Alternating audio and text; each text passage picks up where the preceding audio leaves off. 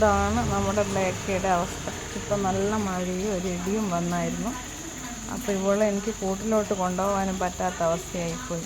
അപ്പോൾ ഉടനെ ഞാൻ ഇവിടെ നനയത്തൊന്നുമില്ല. ഞാൻ പിന്നെ ഇവിടെ തന്നെ ഇരിപ്പുണ്ട്, ടി വി ഒന്നും കാണാതെ ഇവിടെ ഇരുന്നു. പക്ഷേ ഇത് എല്ലാ സമയത്തും എനിക്ക് പറ്റിയെന്ന് വരില്ല. കാരണം ഇവിടെ ഇങ്ങനെ സേഫാക്കാനും പറ്റില്ല. എനിക്ക് അങ്ങനത്തെ ഒരു അവസ്ഥയിലാണ് ഞാനുള്ളത്.